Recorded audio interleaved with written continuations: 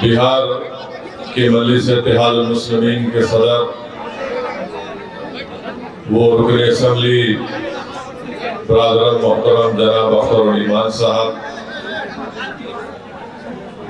मजलिस इत्तेहादुल मुस्लिमीन बिहार के general secretary शरीक मोतबर engineer Aftab साहब, मेरे भाई जनाब आदिल साहब, शहनशीन बतशरीफ फरमा जनाब हैदर बाबा साहब जो जिला सदर है, शमीम साहब, शाहिद साहब, राहिल साहब, शाहनवाज साहब, झारखंड के मजलिस इत्तेहादुल मुस्लिमीन के सदर जनाब शाकिर साहब, अमीरुल साहब और डॉक्टर खान साहब, मौजूद हाज़रीन इकराम, ये मेरी खुशकिस्मती है कि मैं पोखाली के इस मैदान में आप तमाम के दरमियान में खड़े होकर मुझे कुछ कहने का मौका अल्लाह सुब्हानहू व तआला ने मुझे ये इनायत फरमाया है। अभी आपने मोहतरम अख्तर ईमान साहब के बसीरत अफरोज खिताब को सुना। मैं शुरुआत में अपनी जानिब से और मजलिस इत्तेहादुल मुस्लिमीन की जानिब से जो हालिया महीने में और फिर 2 दिन पहले हमारे असलम साहब का जो गोपालगंज में उनकी हत्या कर दी गई, उनका कत्ल कर दिया गया, और फिर सीवान में आरिफ जमाल साहब को भी उनकी हत्या और कत्ल कर दिया गया। मैं आज आपके दरमियान में खड़े होकर इन दोनों पसमानदगान और इनके खानदान से न सिर्फ इज़हार ताज़ियत उनको पेश करता हूँ, बल्कि मैं उनके परिवार को, उनके अफराद खानदान को, उनके चाहने वालों को और सीवान और गोपालगंज की आवाम को ये बताना चाहूँगा और उन तक मैं पैगाम देना चाहूँगा कि हम उस खानदान के साथ खड़े हैं, असलम साहब के और आरिफ जमाल साहब के, और मजलिस इत्तेहादुल मुस्लिमीन की पूरी कोशिश यही होगी कि जिन जालिमों ने असलम साहब को, आरिफ साहब का कत्ल किया, अल्लाह सुब्हानहू व तआला उन तमाम खातिरीन को अल्लाह उनको निस्तनाबूद करे। और हम बिहार की हुकूमत से इस बात का मुतालबा करते हैं कि वो उन तमाम कातिल जिनको गिरफ्तार किया गया है उनको सख्त से सख्त सजा दिलवाई जाए। मेरे अजीज दोस्तों और बुजुर्गों, मैं आपके दरमियान में आया हूँ और मैं आपको फिर से याद दिला रहा हूँ कि मैंने 1 साल पहले किशनगंज में आकर इस बात को कहा था कि नीतीश कुमार साथ नहीं रहने वाले हैं, नीतीश कुमार कुलाटी मारेंगे, पलटी मारेंगे। और नीतीश कुमार ने अपने हस्बे आदत और अपनी फितरत के मुताबिक उन्होंने फिर से बिहार की जनता को धोखा दिया।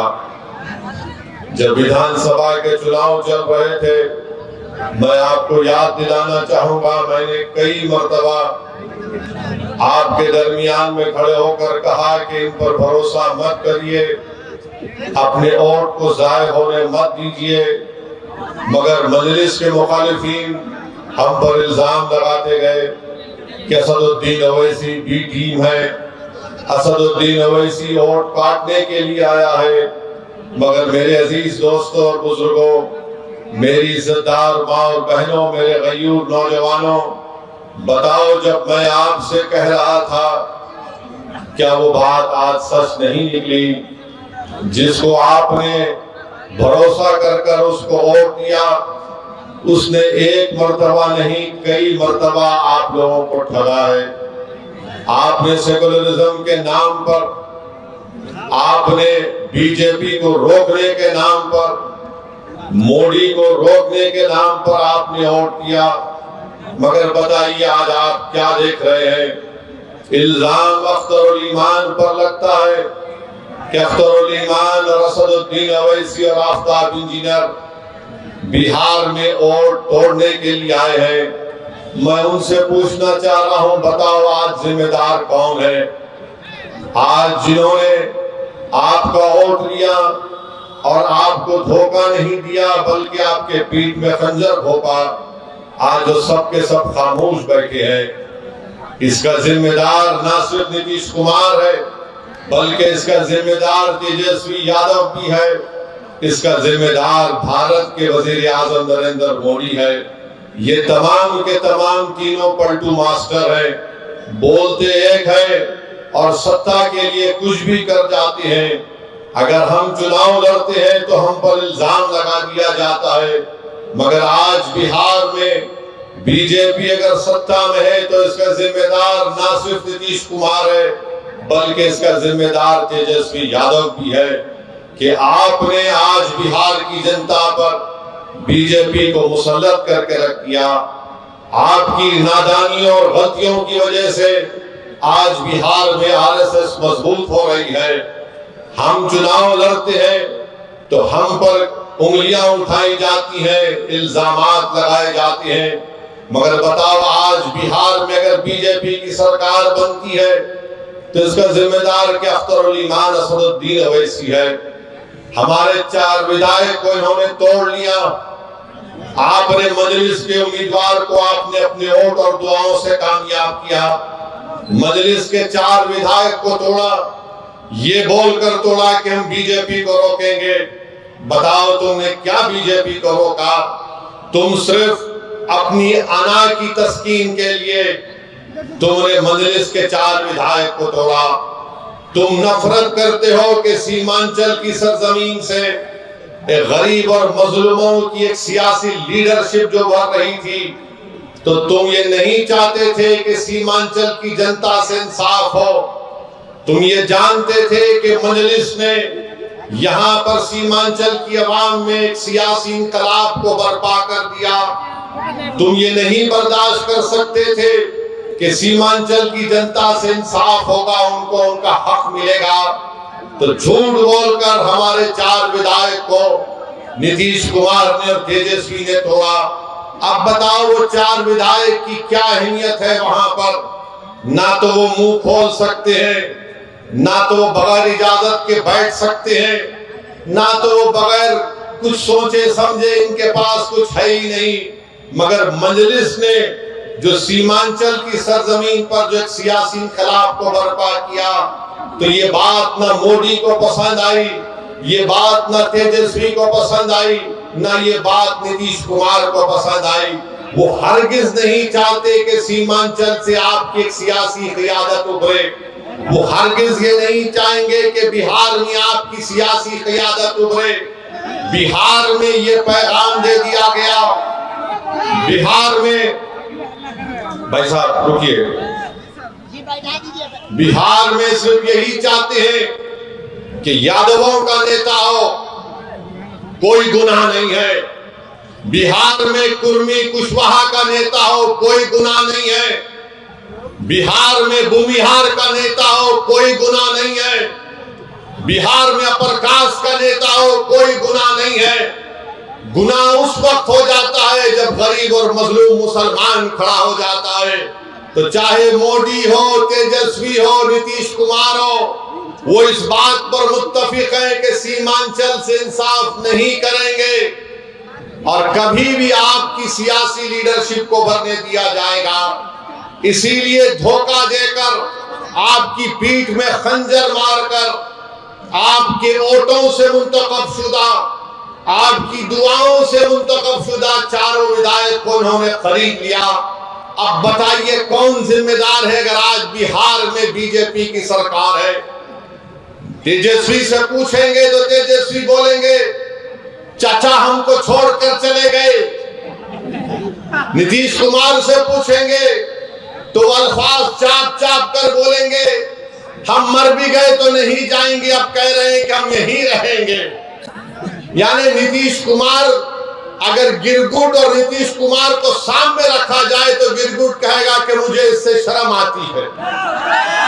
इतना रंग बदलते हैं नीतीश कुमार, सुबह में जो बोलेंगे शाम तक चाचा पलट जाएंगे।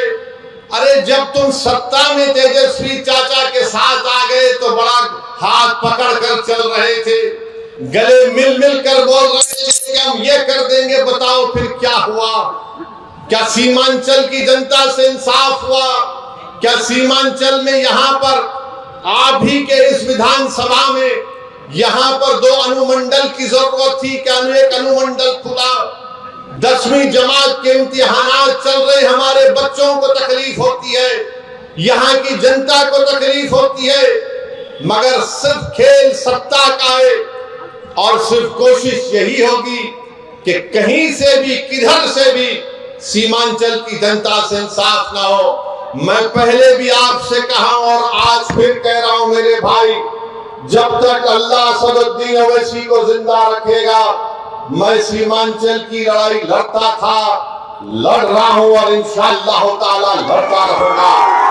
सीमांचल की आवाज कभी खत्म होने वाली नहीं है।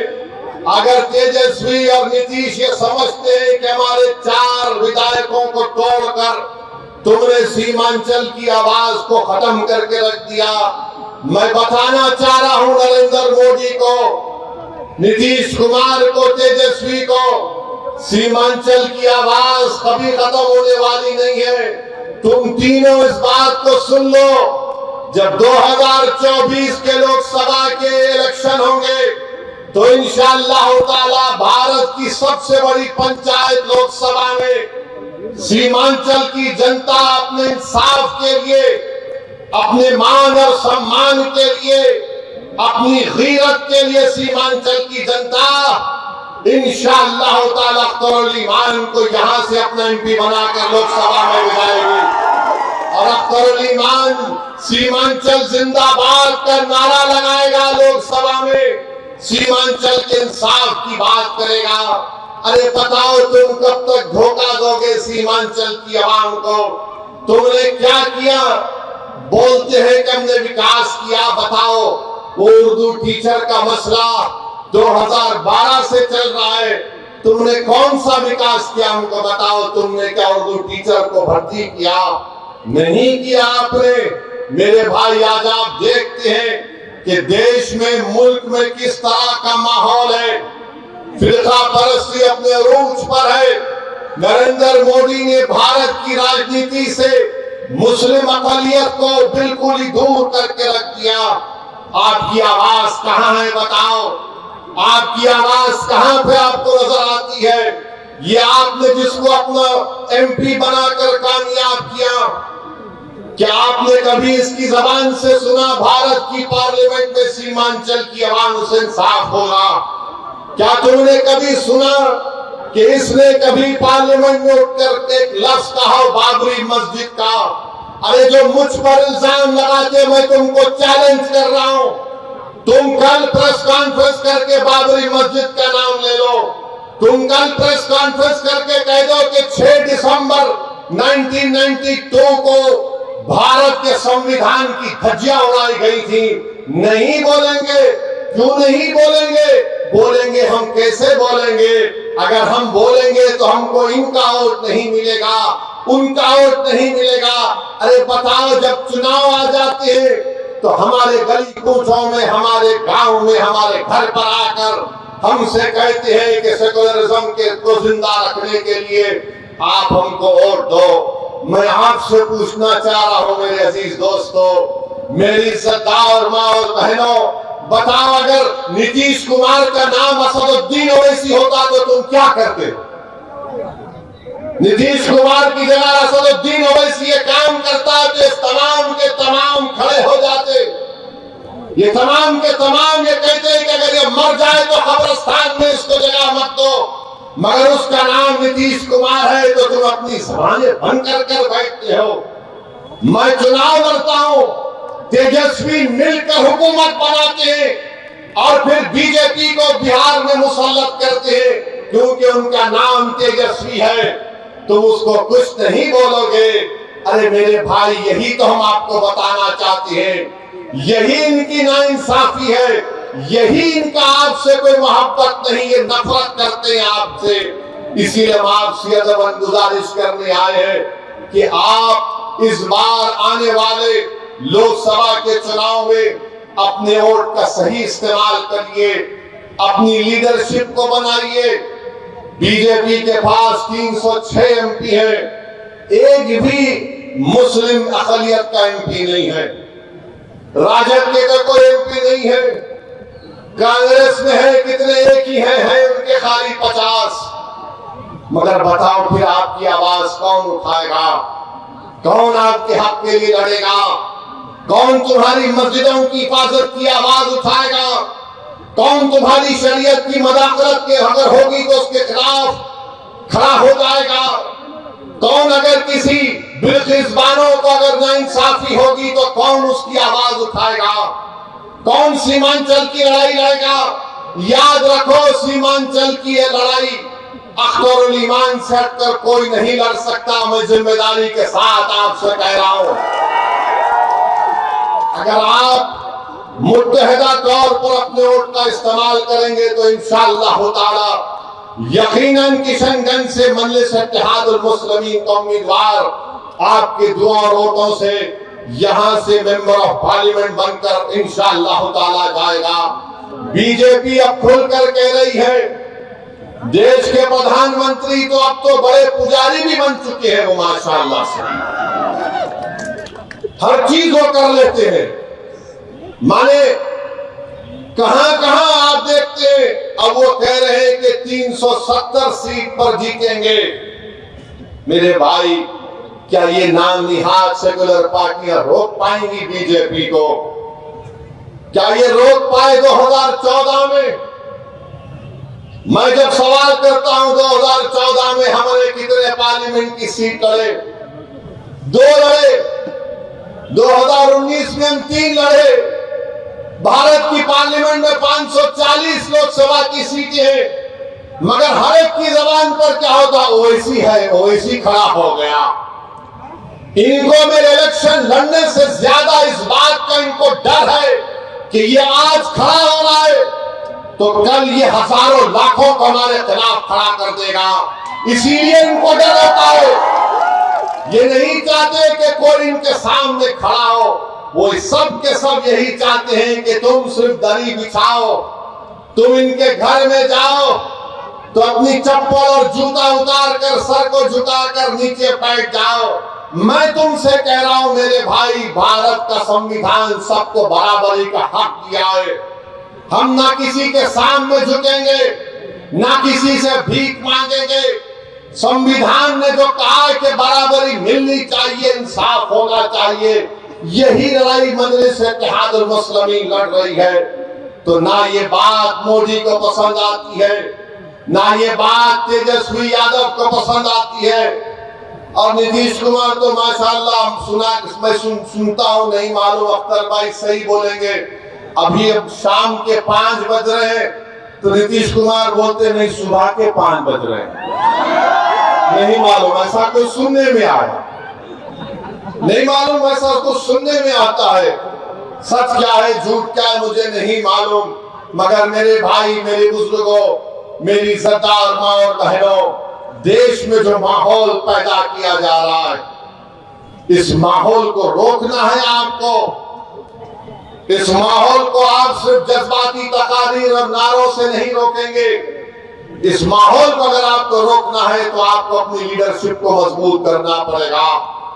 ये जो नफरत का माहौल पूरे देश में पैदा कर दिया गया कि अगर कोई तकरीर करता है मौलाना, कोई शेर पढ़ता है मौलाना, तो उठाकर उसको जेल में डाल दिया जाता है।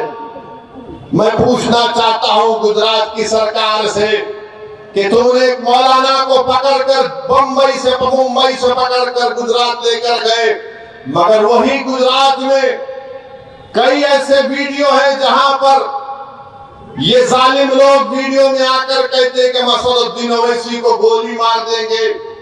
इसकी जबान को काट लेंगे, इसकी सर को काट देंगे, मगर उनको कोई हाथ नहीं लगाया जाता। मगर कोई एक शेर पढ़ देता है तो उस अशार के गलत माने निकाल कर मुंबई से मौलाना को लेकर चले जाते हैं। 3-3 मुकदमे उन पर बुक कर दिए जाते हैं। मगर हम बीजेपी के लोगों से कहना चाह रहे हैं, तुम क्या कर सकते? तुम सिर्फ जानी तो ले सकते हो ना, तुम जानी तो ले सकते हो, और क्या कर सकते हो? अगर मेरे मुकद्दर में जो लिखा अल्लाह ने लिख दिया वो तो पूरा होकर रहेगा। मगर जब तक हम जिंदा रहेंगे हम बातिल को बातिल कहेंगे, हम बातिल से समझौता नहीं करेंगे, हम बातिल को खुश करने के लिए अपनी पॉलिसी को लचकदार नहीं बनाएंगे। हमारा काम यह है मेरे अजीज दोस्तों और बुजुर्गों कि हम हक को कामयाब करें, और हक की कामयाबी का राज आपका इत्तेहाद है। याद रखिए, कब तक आप सेकुलरिज्म के नाम पर ठगे जाएंगे? कब तक आप सेकुलरिज्म के नाम पर इनको वोट देंगे और वो बीजेपी को बिहार में सत्ता देंगे? मैंने 2015 में भी कहा था तुमसे, मगर तुमने मेरी बात पे यकीन नहीं किया। मैंने 2019-20 में भी कहा था, मगर आपने मेरी बात को नहीं समझा। कम से कम अब तो समझ जाओ। याद रखो, तुम अपने मुकद्दर के फैसले कर सकते हो। तुम में इतनी ताकत है कि मुस्तकबिल में तुम्हारे हक में जो फैसले लिए जाएंगे तुम खुद उसको कर सकोगे। अगर आज आप मुत्तहिद होकर अपने वोट का इस्तेमाल नहीं करेंगे तो नुकसान आपका होगा, नुकसान सीमांचल की गरीब जनता का होगा। ये आवाज को उठना चाहिए मेरे अजीज दोस्तों और बुजुर्गों। आप देखते हैं कि भारत की पार्लियामेंट में हर मसले के ऊपर मजलिस इत्तेहादुल मुस्लिमीन के अरकान पार्लिमान अपनी आवाज को उठाते हैं। किशनगंज में लीगल मुस्लिम यूनिवर्सिटी का मसला मजलिस के एमपी उठाते हैं। मसाजिद का मसला 500-600 साल की मेहरौली की मस्जिद को शहीद कर दिया गया। क्या आपके किशनगंज के कांग्रेस के एमपी ने मुंह खोला? नहीं बोल सके। किसने बोला? मजलिस इत्तेहादुल मुस्लिमीन ने उसकी आवाज उठाई। आप देखते हैं बिल्किस बानो का मसला हुआ, किसने पार्लियामेंट में उसका मसला उठाया? मजलिस ने उसको आवाज उठाई इंसाफ के लिए। तो मेरे अजीज दोस्तों और बुजुर्गों, मेरी आपसे सिर्फ यही अपील है कि आने वाले लोकसभा के चुनाव में आप मुत्तहदा तौर पर एक अच्छा फैसला लीजिए। हम भी नहीं चाहते कि बिहार में बीजेपी और नीतीश कुमार के एमपी कामयाब हो जाएं। हम तो शुरू से कोशिश कर रहे हैं रोकने की, मगर जो लोग आपका वोट लेकर मोदी के गोद में बैठकर चाय पीती है, कभी आप इनसे भी तो पूछो कि तुमने हमारा वोट लेकर तुमने कैसे बीजेपी को सत्ता दे दी बिहार में। मेरे अजीज दोस्तों और बुजुर्गों, आप देख रहे हैं कि कैसे किस तरीके से कभी हमारी मसाजिद को निशाना बनाया जाता है, कभी शरीयत में मदाखलत की बात की जाती है। उत्तराखंड में यूनिफॉर्म सिविल कोड का एक नाम से एक बिल ला दिया गया, यूनिफॉर्म तो है ही नहीं। अब नहीं मालूम नीतीश कुमार क्या करने वाले हैं। बीजेपी के साथ मिलकर बैठे हैं।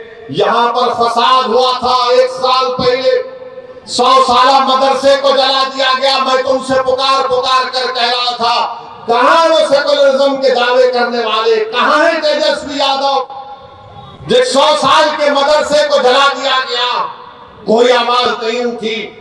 एक 12 साल के बच्चे को सीवान में पकड़कर उसको 8 दिन जेल में डाल दिया गया, किसी ने आवाज नहीं उठाई। मैं कह रहा था, पुकार रहा था। मेरे भाई याद रखो, अगर तुम्हारे लिए कोई लड़ने वाला नहीं होगा तो जुल्म जारी रहेगा। हमारे वतन अजीज की हकीकत यही है कि जब तक तुम्हारी आवाज नहीं होगी तुम्हारा कोई दुसाने हाल नहीं हो सकता है।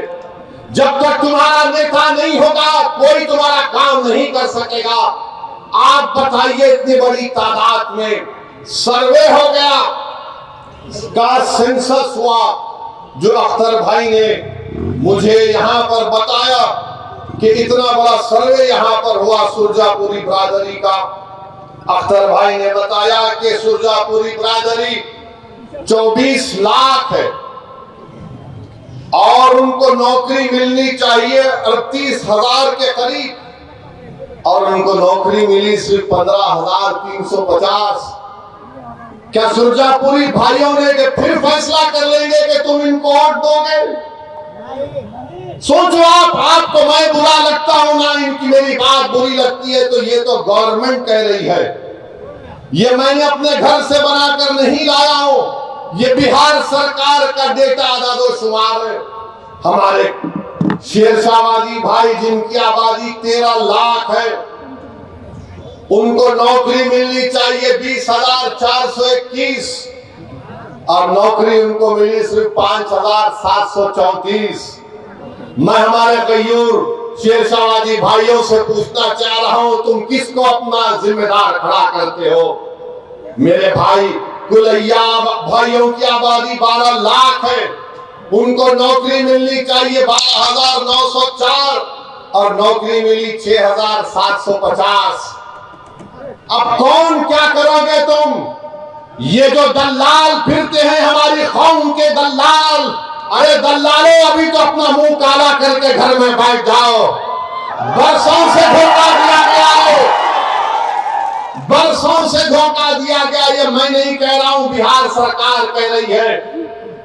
सुरजापुरी बरादरी को नौकरी नहीं मिलेगी तो सेकुलरिज्म की कामयाबी है। शेरशाहवादी को नौकरी नहीं मिलेगी तो क्या मोदी को रोका जा रहा है? कुलैया बरादरी को हिस्सा नहीं मिल रहा है मगर तेजस्वी मुख्यमंत्री बनेगा? अरे शर्म करो, अपने बाप का नाम मिट्यामलीत मत करो। अगर अभी भी तुम्हारे दिलों में जो धोखा देकर चले गए, अगर तुम्हारे दिलों में गीरत बरकरार है तो सोचो कि किससे धोखा हो रहा है। वोट तुम्हारा मगर राज किसी और का हो रहा है। कितना वोट लिया सुरजापुरी भाइयों का, कुलैया भाइयों का, शेरशाहवादी भाइयों का, और क्या मिलता है? कुछ नहीं मिलता, सिर्फ वादे मिलते हैं और चुनाव आएगा तो बोलेंगे सेकुलरिज्म को जिंदा रखो। सेकुलरिज्म को जिंदा रखने का मतलब यह है कि या तो तेजस्वी को मुख्यमंत्री बना दो या नीतीश को बना दो और तुम घर में जाकर रोज अपनी तबाही और बर्बादी के नजारों को देखते रहो। चुनाव आएगा तो बोलेंगे वैसी वोट काटने आया है, इसको वोट मत दो। तो इसका मतलब यह है कि सीमांचल में नाइंसाफी जारी रहे, लाखों एकड़ जमीन पानी के बहाव में कट जाए, किसानों को उनका हक ना मिले, हमारे बच्चे और बच्चों को स्कूल और कॉलेज ना मिले। मेरे भाई ये सच्चाई आपको बयान कर रहा हूं, इसीलिए तो सब के सब हम पर गाली लगाते हैं, हम पर इल्जाम लगाते हैं। मैं सच्चाई को तुम्हारे सामने बयान कर रहा हूं। मैं पोखाली की जनता से और बहादुरगंज की जनता से अपील करने आया हूं, ठाकुरगंज की जनता से अपील करने आया हूं कि आप अख्तरुल ईमान को मजबूत करिए। जब मैं ये कह रहा हूं सुनिए, मैं ये नहीं कह रहा हूं कि अख्तरुल ईमान की जात को मजबूत करो, मैं तुमसे नहीं कह रहा हूं कि ओवैसी को मजबूत करो, मैं ये कह रहा हूं कि अपने आप को मजबूत करो। और मजबूती कैसे होगी? जब आप अपने वोट का सही इस्तेमाल करेंगे।